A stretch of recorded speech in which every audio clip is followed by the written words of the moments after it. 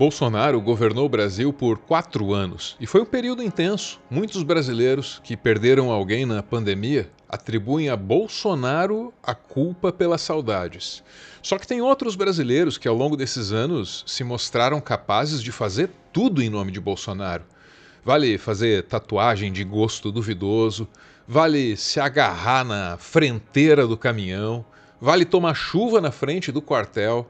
E quando o Bolsonaro sofre, essa gente aí sofre também. Bolsonaro é polarizador por excelência. Cresceu na política dizendo que a solução para o Brasil era uma guerra civil aqui dentro. E fazendo um trabalho que o regime militar não fez. Matamos 30 mil. Ninguém fica indiferente a ele. Então, na manhã de uma sexta-feira ensolarada, quando ele é retirado de casa para colocar sua nova tornozeleira eletrônica, é natural que todo mundo sinta alguma coisa em relação a isso. Todo mundo tem alguma coisa para dizer sobre a tornozeleira do Bolsonaro. Às vezes, o recado é bem discreto, né? Palmas. Jaqueline Brasil, fim de semana, tá aí, ó. É? Batendo na porta, o que esperar? Pois é, chegou o momento, né? Já, tac, tac, tac, vou responder. Acho que você deve ter entendido a referência. Toque, toque, toque. 3 batidinhas na porta. E aí, quem tá do lado de dentro pergunta: quem é? E a resposta é a Polícia Federal. Mas o primeiro a falar tem que ser mesmo o próprio Bolsonaro, porque ele ainda tem muita coisa para explicar. Na casa dele, a Polícia Federal encontrou dólares, um pendrive também. Que pendrive era esse na casa do senhor, no banheiro da sua casa? O quê? Que pendrive era esse no banheiro da sua casa? Não tenho a menor ideia. E os dólares, presidente? Cerca de 14 mil dólares? Tem mais ou menos 14 mil dólares. Era pra que tudo? Poxa, eu sempre guardei dólar em casa, pô. Todo dólar pego lá tem lá o recibo do Banco do Brasil. Esse valor era declarado, presidente?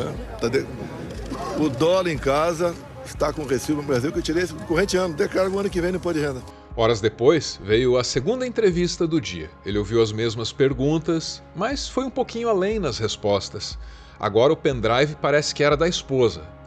Parece, né? Ele não tem muita certeza.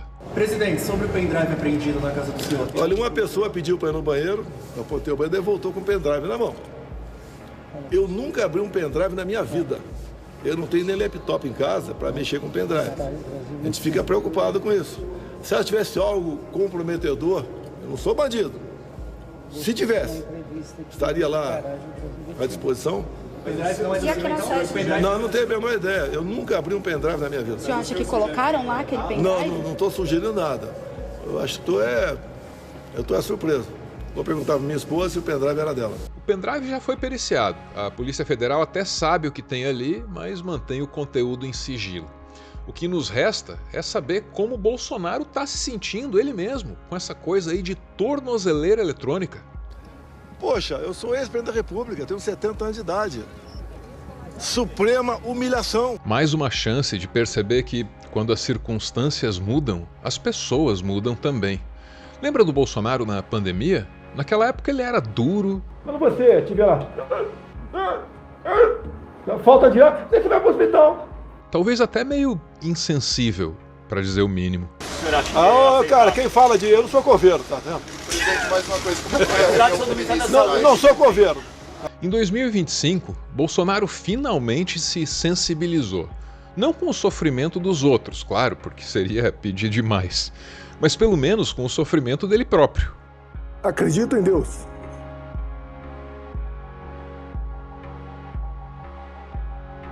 Peço orações a vocês. Ao Brasil, ele pede orações, mas o que preocupa mesmo é o que ele e os dele estão pedindo aos Estados Unidos. É, todo aquele papo de intervenção militar, de novo. Lá vamos nós. O bolsonarismo articula com os Estados Unidos uma série de sanções, punições ao Brasil. Obviamente, essa coisa de pedir para que uma potência estrangeira castigue o seu país de origem, isso não é muito patriota, nem muito popular, mas quem liga? Eu não estou preocupado com a eleição. Se o Brasil não resolver nos próximos meses ou próximas semanas essa crise institucional, não haverá eleição em 2026. Então por que me preocuparia com popularidade? Na última eleição, em 2022, sem uma ajuda externa explícita dos Estados Unidos, teve Polícia Rodoviária Federal impedindo o eleitor de votar no adversário, teve uma enxurrada de fake news contra o sistema eleitoral. Imagina em 2026, hein? Deputado, queria puxar por um gancho do que o senhor já falou aqui sobre não termos eleições aqui no Brasil em 2026. Isso está sendo articulado pelo senhor? O senhor conversou com os integrantes do governo americano sobre isso? O que pode acontecer? Inclusive, mais sanções estão por vir? O que o senhor está entendendo que vai acontecer aí de fora? Eu acho o seguinte, para quem acompanha minimamente os posicionamentos dos Estados Unidos e também do presidente Trump, consegue enxergar esse cenário facilmente. Eles não reconheceram a eleição da Venezuela, por quê? Maria Corina Machado não pôde participar, a principal líder da oposição. Depois o Maduro vai e sem uma auditoria, né, até porque a Maria Corina Machado conseguiu comprovar, através de uma auditoria paralela, que ela venceu com mais de 60% dos votos. Né? Ela e o Edmundo Gonzalez, né? Porque ela não pôde participar, o Edmundo Gonzalez foi o seu preposto. Mas ela comprovou que venceu, o Maduro recorreu ao seu TSE, o TSE saiu de uma salinha dizendo, olha, saímos da sala aqui agora de apuração, 51% dos votos a favor do Maduro. A eleição brasileira, ela tem tudo para ser esse tipo de eleição. A ameaça contra o processo eleitoral ainda é das mais sóbrias que o Eduardo Bolsonaro faz. Maluquice mesmo é quando ele começa a falar em uma intervenção militar dos Estados Unidos em território brasileiro. Nessas horas, ele até começa a lembrar um pouco o irmão dele, o Carlos, sabe? Doideira! Está muito mais fácil o Brasil fazer uma intervenção. Vamos lá, para usar a frase do Alexandre, está muito mais fácil um porta-aviões chegar no Lago Paranoá, Deus quiser chegará em breve, né? Do que vocês serem recebidos com o Alckmin nos Estados Unidos. Agora, sozinhos, você e o Hugo Mota, vocês têm uma grande possibilidade de serem eleitos. Um porta-aviões num lago é coisa da imaginação dele, claro, só que isso não significa que com essa imaginação aí, ele não esteja mudando a realidade, a nossa realidade. Para os Estados Unidos, o Eduardo Bolsonaro virou uma espécie de chanceler paralelo. A Casa Branca dialoga com ele, enquanto bate a porta na cara dos nossos representantes oficiais. Os canais estão todos fechados. De que a embaixadora do Brasil, Maria Luísa Ribeiro Viotti, ao voltar das férias ou ao interromper as férias anteontem, procurou o Departamento de Estado em Washington e foi recusado o contato. Não conseguiu falar com o Departamento de Estado, algum representante ali da parte do hemisfério ocidental ou mesmo da mesa de Brasil. Isso é grave, é muito grave. Os Estados Unidos não recebem os representantes oficiais do Estado brasileiro, mas acolhem os representantes paralelos. Na prática, a embaixadora não foi tratada de um jeito muito diferente daquele brasileiro que resolveu protestar no chamado Grande Dia, em que o Bolsonaro experimentou a tornozeleira. Atentou contra a democracia. Estou recebendo aqui empurrão das pessoas. O maior bandido que esse país já teve. Família, tá vendo? Tô sendo agredido e tá filmado. Tá vendo aqui o Minto tá aqui. Tô sendo agredido, mas não tem problema não. E os Estados Unidos também querem empurrar Bolsonaro goela abaixo do Brasil. Para isso já taxaram a entrada dos nossos produtos no país deles. Em seguida, cancelaram o visto de algumas das autoridades brasileiras. Outras sanções devem vir em breve. Mas o Brasil também tem algumas cartas na manga. O governo federal teria começado a mapear possibilidades de medidas retaliatórias aos Estados Unidos. E teria aparecido nessa lista, por exemplo, tarifas, também as quebras de patentes, de medicamentos, de sementes agrícolas, também essa possibilidade de limitar dividendos ao exterior. Aí, basicamente, para quem acompanha entender, seria basicamente limitar o pagamento de lucros nos Estados Unidos para aquelas empresas que têm sede no país norte-americano, mas tem operação aqui no Brasil. Portanto, limitar essa distribuição de lucro das empresas. Como você pode perceber, a coisa está escalando e está escalando rápido. Ele agora tem que ser tratado por nós como os traidores do século XX e do século XXI da história desse país. Ele que não venha mais falar da bandeira verde e amarela, ele que tenha vergonha, se esconda da sua covardia e deixe esse país viver em paz, porque eles não tiveram nenhuma preocupação com os prejuízos que essa taxação vai trazer ao povo brasileiro, que vai trazer à indústria, à agricultura, ao serviço, ao salário do povo, nenhuma preocupação. Não há dúvidas de que isso é só o começo. A única pergunta que cabe é quais devem ser os próximos movimentos de Brasil e Estados Unidos. Será que a gente tem mais um 8 de janeiro pela frente? And they want to put him in jail. And I think that's a witch hunt, and I think it's very unfortunate. And nobody's happy with what Brazil is doing, because Bolsonaro was a respected president. Horas depois da visita da Polícia Federal a Jair Bolsonaro, os deputados que ainda apoiam o ex-presidente convocaram uma coletiva de imprensa. E a julgar pelo que eles disseram ali, o 8 de janeiro ainda não acabou, hein? Eles fizeram uma clara convocação para outro golpe. O que querem fazer do Brasil? Porque o comunismo já está à porta. Eu só quero fazer o último pedido aqui agora para as Forças Armadas. Eu sou das Forças Armadas, me orgulhava das Forças Armadas, me orgulhei das Forças Armadas em 64, embora fosse ainda menino, criança. Hoje eu quero dizer o seguinte: Forças Armadas, estejam ao lado do povo brasileiro, estejam ao lado da democracia! E ele ainda estendeu esse convite aos jornalistas que o entrevistavam. Você veja só a ousadia do deputado. E na década de 60, em 64, a imprensa agiu em favor do povo. Está na hora da imprensa brasileira agir em favor do povo brasileiro. Enquanto os deputados bolsonaristas faziam esse convite esquisitíssimo aí à imprensa, o Eduardo Bolsonaro também estava espalhando convites. Só que nos Estados Unidos, né? E com uma tese pra lá de conspiratória.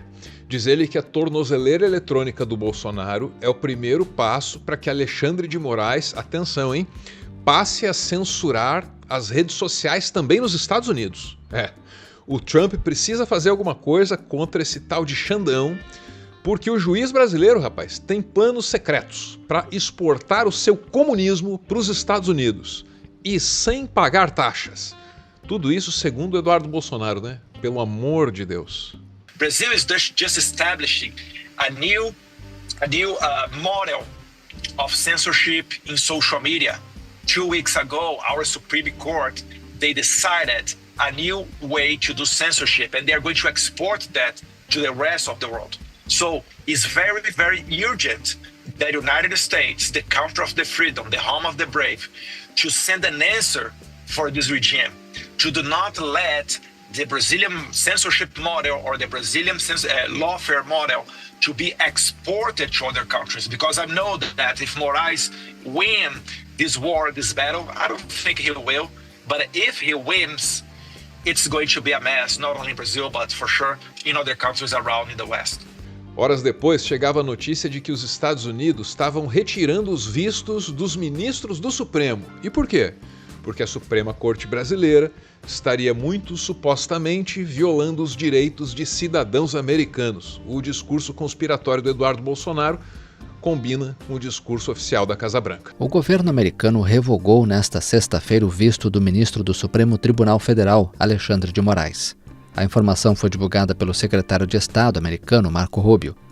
Em um comunicado, Rubio afirmou: a caça às bruxas política do ministro do Supremo Tribunal Federal, Alexandre de Moraes, contra Jair Bolsonaro, criou um complexo de perseguição e censura tão abrangente que não apenas viola os direitos básicos dos brasileiros, mas também se estende para além das fronteiras do Brasil para visar americanos. Nessas viagens que ele tem feito pelos Estados Unidos para incentivar as sanções contra o Brasil, o Eduardo Bolsonaro conta com a companhia de um fiel escudeiro, é o Paulo Figueiredo.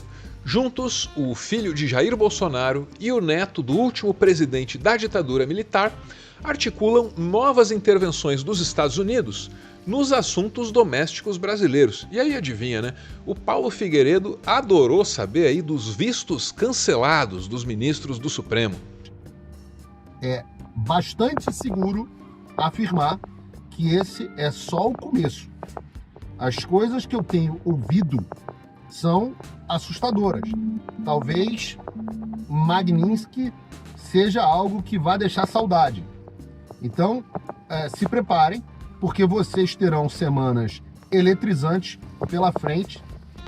E eu faço um apelo às autoridades.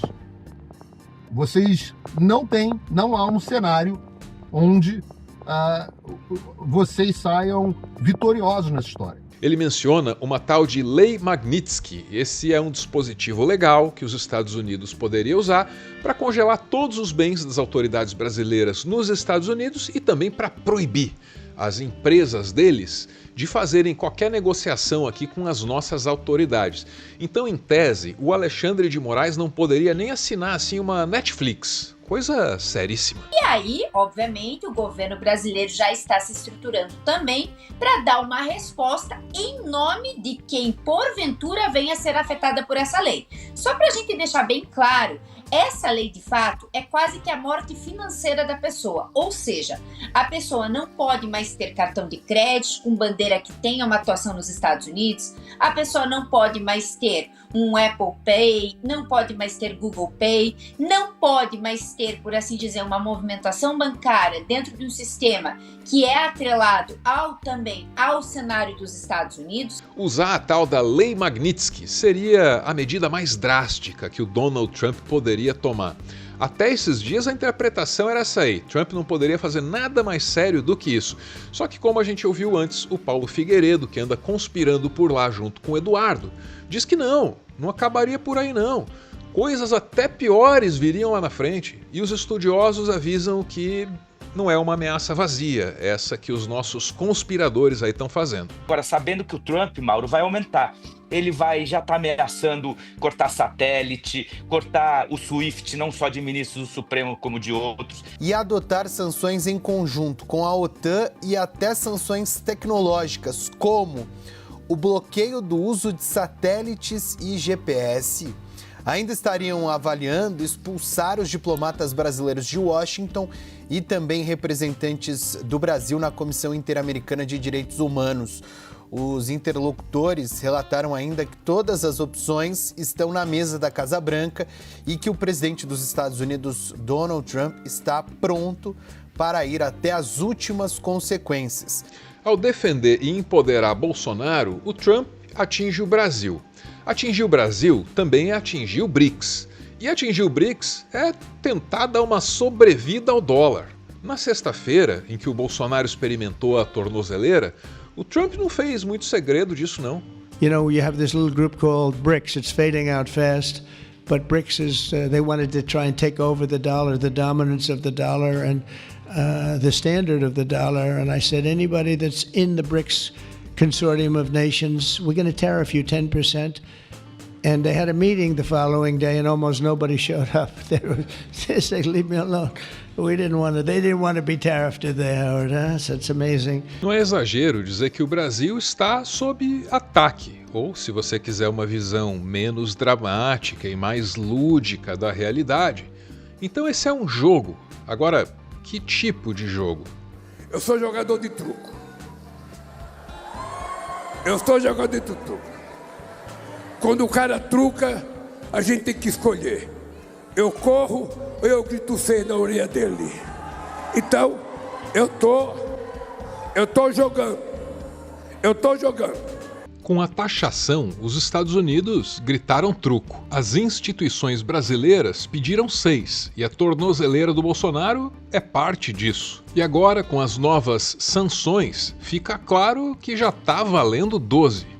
A verdade é que o Brasil não tem mais como correr, mas de tornozeleira eletrônica, o Bolsonaro meio que também não.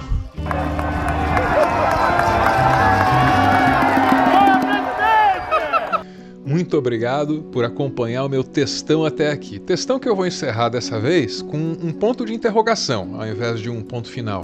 Acho que é mais humilde, né?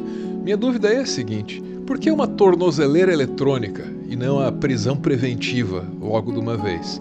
Quem apoia o canal participa do nosso grupo lá no Telegram. Você vai ser muito bem-vindo se quiser colar com a gente. E aí quem participa manda áudios aqui para o nosso PS. Hey, Nós não podemos ceder a uma chantagem, porque aí é disso que se trata. É uma injustiça que estão fazendo comigo, com as pessoas que estão presas. Porque se continuar esse 50%, não é? Tem gente que acha que não vai sofrer. Todo mundo vai sofrer, em especial o mais pobre. O Brasil está sendo chantageado por uma pessoa que sentou na cadeira da Casa Branca, dona da maior economia do mundo, e essa pessoa chantageia o Brasil, dizendo que tem que parar um processo que é do Poder Judiciário da gente. Se nós cedermos a isso, pode esquecer o Brasil como nação. A carta não fala em negociação. A carta é o seguinte: ou dá ou desce. É essa a lógica da carta. Ou libera o Bolsonaro, porque o filho dele tá aqui me enchendo o saco. Liberta meu pai, liberta meu pai, liberta meu pai. Assim, de uma maneira objetiva, em que pese alguma sensação de contentamento ou mesmo alívio com a notícia, o fato é que Bolsonaro não foi condenado, né? Ele não está em liberdade provisória. O que acontece é que estão presentes os requisitos para concessão ou para determinação de uma prisão preventiva. Veja bem, os motivos de prisão preventiva estavam dados. Ele está usando e está articulando para atrapalhar a investigação. Por quê? Sim, ele é capaz de destruir provas, sim, ele é capaz de influenciar no julgamento, então é preciso que o Poder Judiciário tome alguma atitude, isso está previsto na lei, né, uma medida cautelar, seria prisão preventiva. Repito, ele transcendeu o que é necessário segundo o CPP, para ver contra si decretada uma prisão preventiva. Mas o ministro Alexandre de Moraes resolveu tratar a maneira, por um lado, por um viés mais humanizado e, por outro, de uma maneira politicamente inteligente. Porque você imagine o desgaste político de se prender uma figura como Jair Bolsonaro, que quer queira, quer não, é líder de uma parcela significativa do eleitorado, né? Transformar essa figura num mártir ou justificar qualquer tipo de atitude concreta contra o procedimento judicial. Então eu digo que de fato saiu barato. Do ponto de vista técnico, os elementos para decretação da prisão preventiva estão todos presentes. Por cautela institucional, o Supremo decidiu usar essas medidas que são alternativas ao decreto de prisão preventiva. Então eu penso que acertou o ministro Alexandre de Moraes em conduzir dessa maneira um julgamento que, evidentemente, né, que é jurídico, mas ele nunca vai deixar de ser político também. O Supremo teve cautela, porque a medida hoje poderia ter sido de prisão preventiva. Você sabe que prisão preventiva é quando alguém está querendo atrapalhar o julgamento. Então, as autoridades não podiam ter outra alternativa a não ser impor essas medidas cautelares diversas da prisão. Aí o pessoal especula, temendo o que Donald Trump vai fazer. Bom, a gente não tem muito o que fazer, porque a gente não pode abrir mão das nossas instituições, do nosso sistema normativo. Não é um gringo que vai dar ordem a esse presidente da República. Não é.